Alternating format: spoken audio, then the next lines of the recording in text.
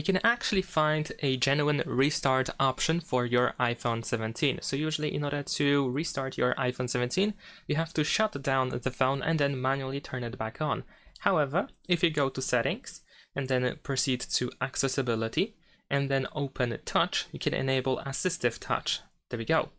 Now, in addition to that, we can go to the customize top level menu over here, and you can choose one of these options and you can switch to restart, which should be available in here. And we can tap on this check in the top right corner in order to save it. So now we have this restart button that actually allows you to restart your iPhone. So we can tap restart, and this is how it looks like. So our iPhone now shuts down and it should turn itself back on shortly after that.